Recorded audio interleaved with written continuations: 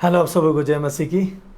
आज भोर की आराधना और परमेश्वर का संगत और आप सबों का प्यार हमें वचन में आगे बढ़ने का मौका देता है और परमेश्वर इन वचनों के द्वारा हमें शिक्षा देते चले जाते हैं और हमारा जीवन बदलता भी चला जा रहा है। कई गवाहियाँ आ रही हैं, कई लोग बड़े प्रसन्न हैं, वचन से उनका जीवन बदल रहा है, परमेश्वर उनके जीवन में काम कर रहा है और कईयों के जीवन में तकलीफ़ें दूर हो रही हैं, कई रोगी चंगे हो रहे हैं और परमेश्वर का अनुग्रह है कि प्रभु इस सारे कामों के लिए हमको चुनते हैं। आइए हम सीधे वचन पर चलते हैं। वचन में लिखा हुआ है, नीति वचन पुराने नियम से, नीति वचन 20 के 5 से हम पढ़ते हैं। मनुष्य के मन की युक्ति अथाह तो है, मनुष्य के मन की युक्ति अथाह तो है, तो भी समझ वाला मनुष्य उसको निकाल लेता है। तो भी समझ वाला मनुष्य उसको क्या कर लेता है? निकाल लेता है। बहुत से मनुष्य अपनी कृपा का प्रचार करते हैं, परंतु सच्चा पुरुष कौन पा सकता है? बहुत से मनुष्य अपनी कृपा का प्रचार करते हैं, परंतु सच्चा पुरुष कौन पा सकता है? और विशेषकर जो ये वचन है, धर्मी जो खराई से चलता रहता है, धर्मी जो खराई से चलता रहता है, उसके पीछे उसके बाल बच्चे धन्य होते हैं। धर्मी जो खराई से चलता रहता है, उसके पीछे उसके बाल बच्चे धन्य होते हैं, ये पवित्र शास्त्र कहती है। और एक बहुत बुद्धिमान राजा, जिस संसार में सबसे बुद्धिमान राजा के रूप में जाना जाता है, विख्यात रूप में जाना जाता है, परमेश्वर ने उसे सबसे ज़्यादा बुद्धिमान बनाया था। और अगर हम पवित्र शास्त्र देखते हैं तो पवित्र शास्त्र के आधार पर वही एक ऐसा पहला राजा था जिसने वो पवित्र मंदिर का निर्माण किया, जिसको ये अधिकार मिला था कि वो पवित्र मंदिर का निर्माण करे। वो परमेश्वर के मंदिर का पहला मंदिर जो है, जिसके लिए आज भी लोग जाते हैं, उस दीवार को, उस मंदिर का जो दीवार शेष बचा है, उस दीवार पर हाथ रख के प्रार्थना करते हैं। जी हाँ, आप समझ गए होंगे मैं किस व्यक्ति के बारे में बोल रहा हूँ। वो व्यक्ति है राजा सुलेमान। और ये सुलेमान जो है, एक और अन्य पंथ में उनके बारे में बहुत कुछ लिखा हुआ है। आज उसमें से मैं एक कहानी लाया हूँ आपके लिए। तो इससे पहले कि हम उस कहानी पर जाएं, राजा सुलेमान क्या बोलते हैं हम उसको देख लेते हैं। पुराने नियम से ही सबोपदेशक उसका 8वां अध्याय पद 16 से वो क्या कह रहे हैं। राजा सुलेमान कहते हैं, जब मैंने बुद्धि प्राप्त करने और सब काम देखने के लिए जो पृथ्वी पर किए जाते हैं अपना मन लगाया कि कैसे मनुष्य रात दिन जागते रहते हैं, तब मैंने परमेश्वर का सारा काम देखा जो सूर्य के नीचे किया जाता है। उसकी था मनुष्य नहीं पा सकता, मतलब उसकी था जो है मनुष्य पा ही नहीं सकता। चाहे मनुष्य उसकी खोज में कितना भी परिश्रम करे तो भी उसको न जान पाएगा। और यदि भी बुद्धिमान कहे भी कि मैं उसे समझूंगा तो भी उसे न पा सकेगा। बुद्धिमान कितना भी बोले कि मैं समझ जाऊंगा तो भी वो नहीं पा सकेगा। ये खास बात है। ये जो दुनिया का सबसे बुद्धिमान राजा, दुनिया का सबसे बुद्धिमान व्यक्ति, जिसे परमेश्वर ने आशीर्वाद दिया था सबसे बुद्धिमान बनने का, वो बुद्धिमान व्यक्ति इस बात को लिख रहा है। एक पंथ के बारे में मैं आपसे बात करूंगा, कह रहा था, उनके बीच से मैं एक किस्सा लेके आया जो बाइबल में स्थान नहीं मिलता है, क्योंकि बाइबल वैसे किस्सों को स्थान नहीं देती है। बाइबल सटीक बातों को स्थान दे कर रखी है, हर बातों को स्थान नहीं देती है। अन्य पंथ के किताब में से मैंने इस चीज़ को देखा। क्या होता है, एक बार राजा सुलेमान जो है, उनको पूरा अधिकार दिया गया, जैसे उनकी किताब कहती है कि उनको हवा, पानी, पूरे जंगल के जानवर, पेड़ पौधा, पक्षियाँ, मछलियाँ, सब, मतलब प्रकृति की सारी चीज़ों का अधिकार उनको दिया गया था। यहाँ तक कि वो जो जिन्न कहते हैं ना, जिन वगैरह भी उनके अधिकार में थे और बहुत डरते थे, राजा सुलेमान से बहुत डरते थे। और राजा सुलेमान जो है उन सब से बातें किया करता था, पक्षियों से बात करते थे, मछलियों से बात करते थे, जानवरों से बात करते थे, ऐसा उनका किताब कहता है। तो ये राजा सुलेमान जो है इस प्रकार से बुद्धिमान थे और उनका न्याय भी बहुत अच्छा होता था, बहुत खूबसूरत न्याय करते थे और किसी का पक्षपात नहीं करते थे। एक रोज़ क्या हुआ कि वो जो सारी प्रकृति को देखते चलते थे, चलते चलते चलते चलते चलते उनको एहसास हुआ कि जब परमेश्वर ने मुझे सारी प्रकृति का जो है अधिकार दिया है, सारे प्रकृति का अधिकार दिया है और सब चीज़ मेरे वश में, सब कुछ मेरे वश में, पूरी धरती मेरे वश में है। धरती तो धरती, हवाएं मेरे वश में है, बारिश मेरे वश में है, जिन्न मेरे वश में है, मतलब सब कुछ मेरे वश में है। तो क्यों ना मैं परमेश्वर से कुछ ऐसी चीज़ मांगूं जिससे मेरा मन संतुष्ट हो जाए। तो वो चाहता है कि मैं 1 महीने तक क्या करूं, पूरे सारे जीव जंतु प्राणियों को मैं क्या करूं, भोजन खिलाऊं। अब वो फिर ईश्वर से प्रार्थना करता है, प्रार्थना करके बोलते हैं वो कि मुझे ऐसा अवसर दो कि मैं इन सबको 1 महीने तक मैं भोजन खिला सकूं। तो परमेश्वर बोलते हैं ये तुम्हारे वश की बात नहीं है, तुम नहीं कर सकते। बेचारा उदास हो जाते हैं और उदास होकर वापस लौटते हैं। फिर एक बार फिर जाकर विनती करते हैं परमेश्वर से कि मुझे 7 दिन का अवसर दे दो। उस वक्त भी परमेश्वर कहते हैं कि तुझसे नहीं हो पाएगा। फिर ये उदास लौट जाते हैं। उसके बाद फिर एक मिन्नत करते हैं वो 3 दिन, और 3 दिन के बारे में बोलने के बाद भी तुझसे नहीं हो पाएगा, और वो फिर लौट जाते हैं।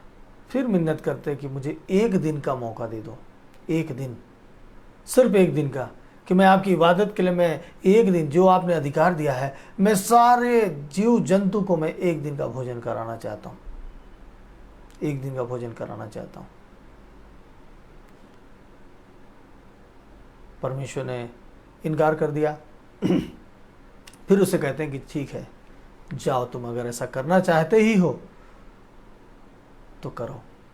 वो खुश होकर लौटते हैं और वो तमाम अपने जिन्नादों को बुलाते हैं, सारे जंतुओं को, जो कहते हैं कि जो खाने के लिए जिनको बनाया गया है, जिन जानवरों को भोजन के लिए बनाया गया है, जिसको हम मार सकते हैं भोजन के लिए, जिसको खाया जा सकता है, उन सारे जानवरों को इकट्ठा करवाया उन्होंने।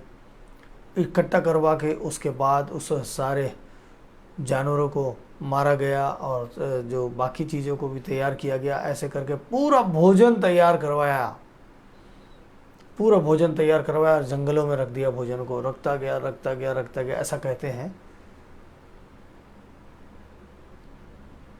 क्योंकि इतना भोजन पका कर रखना, जंगलों में रखना, पूरे पृथ्वी के लिए रखना, एक काल्पनिक बातों के सिवा और कुछ नहीं हो सकती।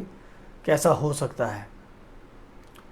इसलिए बाइबल में तो स्थान नहीं मिला है, क्योंकि बाइबल काल्पनिक बातों को नहीं रखती। अब होता यह है कि खाना तैयार हो जाता है, वो हवाओं को आज्ञा देते हैं कि इन पर चलो ताकि ये खाना ख़राब ना हो, और हवाएं उस भोजन के ऊपर चलती है, वो भोजन पकता जाता है, ख़राब नहीं होता। भोजन को रखते चले जाते हैं, रखते चले जाते हैं, रखते चले जाते हैं, और उसके बाद भोजन पक के रेडी हो जाता है, सब लोगों के लायक हो जाता है, काफ़ी भोजन तैयार हो जाता है। तो फिर वो परमेश्वर पूछते हैं कि भाई तुम तो भोजन को रेडी कर चुके हो, तो सबसे पहले तुम किसको खिलाना चाहोगे?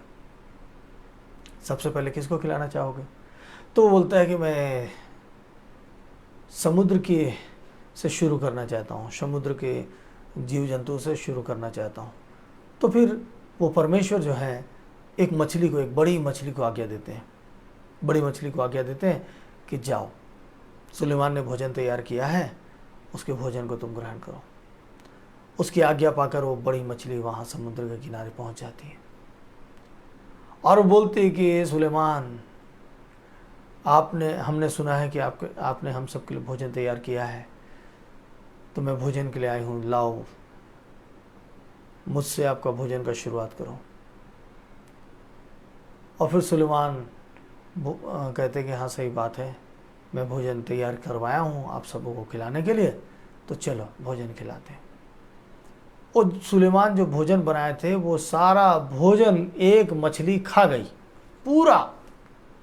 पूरे प्रकृति के लिए, प्रकृति में जितने हैं सबके लिए भोजन बना था वो एक मछली खा गई। और वो एक मछली खा जाती है और उसके बाद फिर बोलती है कि मुझे और दो।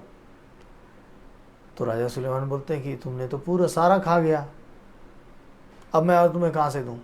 तो मछली बोलती है क्या तुम अपने मेहमान के साथ ऐसा बर्ताव करोगे, क्या तुम अपने मेहमान को ऐसा बोलोगे, उसके तृप्त नहीं करोगे। तो फिर उसे राजा सुलेमान जो है ईश्वर के पास घुटने टेकते हैं और बोलते हैं कि मुझे क्षमा करो, मैं समझ गया हूँ आप कैसे इस प्रकृति के प्रत्येक जन को खिलाते हैं। वो मछली बोलती है कि मुझे तो मेरा ईश्वर मुझे पेट भर भोजन देता है प्रत्येक दिन, और तुमने तो मुझे पेट भर भोजन भी नहीं दे पाए। तो राजा सुलेमान समझ जाता है वो परमेश्वर जो सबको खिलाता है, सबको तृप्त करता है, सबकी आवश्यकता पूरा करता है, मैं तो एक जीव का पेट नहीं भर सका। और वो समझ जाता है कि नहीं, परमेश्वर है, परमेश्वर का स्थान किसी मनुष्य के पास अधिकार नहीं हो सकता। और वो किस्सा इस प्रकार से था। अब ये किस्सा में अगर हम कई सारी बातों को देखेंगे तो कई नुक्स निकाल सकते हैं, कुछ निकाल सकते हैं, लेकिन बाइबल में एक मछली के बारे में जिक्र है, लिव्यातान। लिव्यातान का मतलब है बड़ी मछली। मैं जब पवित्र शास्त्र में देख रहा था कि लिव्यातान क्यों लिखा गया है, ये बड़ी मछली क्या है, तो मैं जब ये किस्से को पढ़ रहा था उस किताब से, तो मेरे को ऐसा लगा कि लिव्यातान यही हो सकता है। मैं वैसे कंफर्म तो नहीं हूँ, लेकिन लिव्यातान ये हो सकता है, क्योंकि और लिव्यातान के बारे में मुझे और कहीं तो कुछ जानकारी नहीं मिली। और जब लिव्यातान को खोज रहा था मैं, तभी मैं इस किताब से इस बात को पढ़ पाया। बहरहाल अभी हम बात कर रहे हैं पवित्र शास्त्र एवं अन्य पंथ की किताबें। अभी हमने जो पढ़ा था वो पढ़ने में हमने सबसे विशेष चीज़ क्या देखा था, हमने देखा था नीति वचन 20 के 5 में कि मनुष्य के मन की युक्ति अथाह तो है, तो भी समझ वाला मनुष्य उसको निकाल लेता है, तो भी समझ वाला मनुष्य उसको निकाल लेता है। मनुष्य के दिमाग में जो है, मन में जो है बहुत सारी युक्तियाँ हैं, तो भी समझ वाला मनुष्य उसको निकाल लेता है। बहुत से मनुष्य अपनी कृपा का प्रचार करते हैं, बहुत से मनुष्य अपनी कृपा का प्रचार करते हैं, परंतु सच्चा पुरुष कौन पा सकता है, परंतु सच्चा पुरुष कौन पा सकता है। अब देखिए, जब हम ये बात को कर रहे हैं तो बात आई धार्मिक किताब की। आज हम जो चर्चा कर रहे हैं उसमें चर्चा में धार्मिक किताब है। हम क्या समझते हैं इस धार्मिक किताब के बारे में, हम क्या समझते हैं कि ये धार्मिक किताब ही परमेश्वर है, ये बाइबल परमेश्वर है। हम इस बाइबल के सच्चाई को प्रूफ करने लग जाते हैं और बाइबल के आधार पर या अपने अपने धर्म ग्रंथ के किताबों को लेकर हम प्रूफ करने चले जाते हैं, हमारा सच्चा है, हमारे में ये लिखा है, इतने वर्ष पुराना किताब है, इतने वर्ष पुराने किताब है, इतने वर्ष पुरानी बातें लिखी है, इतने वर्ष पुराने। हम कभी समझते हैं कि परमेश्वर किताबों में मिलेंगे? ये बाइबल में परमेश्वर है क्या?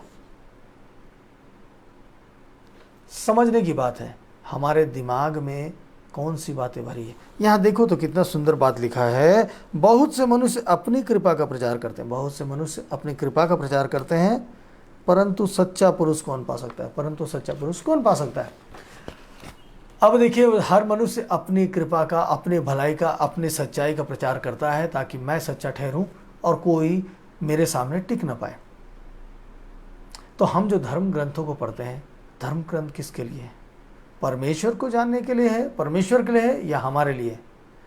हम मान लीजिए हमने ये जो कंप्यूटर दिख रहा है, इस कंप्यूटर को हमने लिया, ये प्रिंटर है, ये प्रिंटर्स है, हमने ये सारी चीज़ों को ले लिया। अब इसे हमें कनेक्ट करना है, हम कैसे कनेक्ट करेंगे? या इसमें कोई प्रॉब्लम आ जाता है, इसमें कोई चीज़ के जोड़ना है, हम उसको कैसे जोड़ेंगे? हम इसकी मैनुअल बुक को लेंगे, उस बुक को देखेंगे, उसके आधार पर इसको कनेक्ट करेंगे। बिना समझे, बिना सोचे, बिना जाने हम उसे कनेक्ट नहीं कर सकते। उसी प्रकार ये जो पवित्र शास्त्र हो या हर एक के अपने अपने ग्रंथ हैं, वो हमारे लिए मैनुअल बुक है, ना कि गॉड के लिए।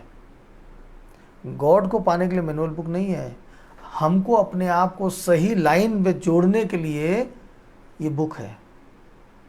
जिस बुक को, जिस ग्रंथ को हम बार बार ग्रंथ को प्रूव करने के लिए चलते हैं, हम इस बात को ये प्रूव करने नहीं चलते कि ग्रंथ मेरे लिए क्या, मेरे को कैसा कनेक्शन जोड़ने के लिए तैयार कर रहा है, मेरे को किस मशीन के साथ जोड़ रहा है, मेरे को किसके साथ जोड़ रहा है, मेरे को क्या करना चाहिए, वो मेरा मैनुअल बुक है। ये परमेश्वर का मैनुअल बुक नहीं है। अब मैनुअल बुक के बाद में हम चलते हैं। अब मैनुअल बुक, अब इस कंप्यूटर से हमने शुरू किया है। इस कंप्यूटर के बारे में मैनुअल बुक में लिखा गया कि इसमें इतना स्थान है, ये रैम है, ये फलाना है, इसमें ये काम हो सकता है, इसमें ये सॉफ्टवेयर चल सकता है, इसमें वो चल सकता है। सारी बातें मैनुअल में लिखी होती है कि आप इसमें क्या कर सकते हैं। लेकिन ये जो कंपनी, जिस कंपनी का हमने कंप्यूटर लिया है, उस कंपनी का हमने मैनुअल बुक ले लिया, और मैनुअल बुक में मैनुअल बुक ने बताया कि इसमें आप क्या क्या कर सकते हैं। तो अगर हमको इसमें किसी फिल्म को देखना, मूवी को देखना है, या किसी ऐप को डाउनलोड करना है, तो हम क्या उस कंपनी के पास फ़ोन करेंगे, उस कंपनी से अनुमति मांगेंगे कि भैया मेरे को ये ऐप चलाना है, क्या आप मेरे को अनुमति देंगे? उस ऐप को चलाना हमारी मर्जी है, उस ऐप को डाउनलोड करना हमारी मर्जी है, उस ऐप का क्या इस्तेमाल करते हैं वो हमारी मर्जी है, इसमें इंटरनेट कनेक्शन लगा सकते हैं, हमारी मर्जी है, इंटरनेट से क्या हमको देखना है ये हमारी मर्जी है। मैनुअल में नहीं लिखा है कि आपको यही देखना पड़ेगा, मैनुअल बुक में ये नहीं लिखा है कि आपको यही करना पड़ेगा। ऐसा है क्या? नहीं है। तो यही तो ये किताबें हैं, धार्मिक किताबें, जो हमारे लिए है, हमें उन सारी चीज़ों से कनेक्ट करने के लिए, हमें अपने आप को संभालने के लिए, सुधारने के लिए, ना कि अपने फ़ायदे के लिए। कितना सुंदर, कितनी खूबसूरत बात लिखी कि बहुत से मनुष्य, बहुत से, थोड़े मोड़े नहीं, बहुत से मनुष्य अपनी कृपा का प्रचार करते हैं। बहुत से मनुष्य अपने कृपा का प्रचार करते हैं, अपने कृपा का। तो इसमें से खोज खोज के, तोड़ मरोड़ के वो परमेश्वर को बताते हैं कि परमेश्वर ऐसा, परमेश्वर वैसा, परमेश्वर ऐसा, ये बात बताते हैं। मैनुअल बुक आपके मेरे लिए भाई, परमेश्वर के लिए नहीं है। परमेश्वर को किसी किताब में, किसी मैनुअल बुक में बांध सकता है कोई? परमेश्वर बुक से साबित नहीं होते, परमेश्वर किसी किताब से साबित नहीं होते, परमेश्वर सच्चाई से साबित होते हैं। आपसे बात करेंगे अगर परमेश्वर हैं, जिस परमेश्वर को आप मानते हैं, वो परमेश्वर के पास जाने के लिए आपको किसी तीसरे व्यक्ति की जरूरत नहीं पड़ेगी। वो परमेश्वर आपसे स्वयं बात करेंगे, वो परमेश्वर आपके समस्या का समाधान निकालेंगे, वो परमेश्वर आपके लिए हर रास्ते को देंगे, वो परमेश्वर हर बात को क्लियर करेंगे। अब मैंने एक पंत की किताब से आपको राजा सुलेमान के बारे में बता दिया। अब वो बातें इस किताब में नहीं मिलती, इस बाइबल में नहीं मिलती, बाइबल में अनुमति नहीं है। अब उसके बाद हम मेरा किताब सच्चा, मेरा किताब सच्चा में दौड़ रहे हैं। किताब किसके लिए बना है? आपके और मेरे लिए। हम उस किताब से क्या कर रहे हैं, हम उसका क्या फ़ायदा उठा रहे हैं, हम उस किताब के जरिए अपने आप को कैसे बनाना चाह रहे हैं, क्या बन रहे हैं हम, हमको ये सोचना पड़ेगा। कृपया करके किताब की सच्चाई की ओर नहीं। किताब एक ऐतिहासिक घटनाओं को दर्ज करता है, आपकी मेरी बातों को दर्ज करता है, इसलिए कि आपका और मेरा जीवन धन्य हो जाए। परमेश्वर सच्चाई में प्रकट होते हैं, परमेश्वर अपने काम से प्रकट होते हैं, परमेश्वर अपने अपने बातों से प्रकट होते हैं कि उन्होंने जो बोल दिया वो करेंगे। वो संसार की रचना करने वाले, आपको और हमको बनाने वाले परमेश्वर अपने स्वरूप में, क्या वो परमेश्वर इस किताब में समा सकते हैं? आपके या मेरे जीवन में परमेश्वर ने जितने काम किए हैं, हम उसको लिखेंगे तो ये किताब से ज़्यादा पन्ना उसमें आ जाएगा। अगर हम बचपन से लेकर अब तक की उम्र में अगर बातों को जोड़ेंगे तो हर दिन की अगर गवाही लिखेंगे ना, तो ये इस बाइबल से ज़्यादा बड़ा हो जाएगा हमारा किताब। अब वैसे भी कई लोग लिखने वाले क्या लिखते हैं, कई लोग लिखने वाले उसको बाइबल लिख देते हैं। अभी हाल ही में एक बात चली थी कि किसी ने अपने प्रेगनेंसी के बारे में बाइबल नाम से जोड़ दिया। तो जिसको जो, इसलिए तो बाइबल में कुछ बातें इसलिए बात बताई गई है कि ये मैनुअल के तरीके से हम समझ सके कि हमारे लिए मैनुअल बुक है। क्या लिखा हुआ है, बहुत से मनुष्य अपनी कृपा का प्रचार करते हैं। अब जिसने प्रेगनेंसी बाइबल बनाई वो अपने कृपा का प्रचार कर रही है, उसको लगा कि मैं ऐसी बातों को बताऊँ। तो ये हमारे लिए ना, परमेश्वर के लिए नहीं है। तो मनुष्य जिसको जैसा चाहे तोड़ेगा मरोड़ेगा, वैसा चलेगा वैसा करेगा। मगर यहाँ एक खास बात लिखी है 20 के 7 में, धर्मी जो खराई से चलता रहता है उसके पीछे उसके बाल बच्चे धन्य होते हैं। अगर आप और मैं अपने बाल बच्चे को धन्य करना चाहते हैं, आप और मैं अगर अपने बच्चे को धन्य रूप से देखना चाहते हैं, तो यहाँ लिखा है जो धर्मी जो खराई से चलता रहता है उसके पीछे उसके बाल बच्चे धन्य होते हैं। अभी एक महान हस्ती के बच्चे के बारे में किस्सा चल रहा है। पूरे ऑनलाइन जगत में, सोशल मीडिया में तो छाए हुए हैं। और वो बच्चा, उनका बच्चा क्या है, आज जेल में चला गया। अपनी बुद्धि से, अपने समझ से, अपने सब चीज़ का प्रचार आप और मैं कर सकते हैं। तो क्या परमेश्वर का किताब में परमेश्वर की बातें हम जान सकते हैं क्या कि ये परमेश्वर की किताब है, उसको नहीं माना, इसको माना इसलिए ऐसा हुआ। अपने फ़ायदे के लिए जो जिया, किताब में ढूंढोगे तो किताब में हमारे लिए मैनुअल लिखा हुआ है। वही तो मैनुअल मैंने आपसे अभी बताया, चर्चा किया। क्या चर्चा किया मैंने ये बात बताया कि नीति वचन 20 के 6 में बहुत से मनुष्य अपनी कृपा का प्रचार करते हैं। तो अपने हिसाब से किताब तैयार करते हैं, अपने हिसाब से अपनी सच्चाई को प्रकाशित करना चाह रहे हैं। लोग अपने को सच्चाई बताने जा रहे हैं, परमेश्वर को नहीं। अपने आप को प्रकट करके बोलते हैं कि मेरा परमेश्वर सच। अरे आप अपने आप को प्रकट क्यों करोगे? परमेश्वर आपको, मेरे को, सबको बराबर बनाए, जीवन दिए, तो क्या वो परमेश्वर आपकी और हमारी चिंता नहीं करता है? हमको यूं ही छोड़ दिया? हम अपने संतान के बारे में, हम अपने बच्चों को यूं ही छोड़ देते हैं क्या?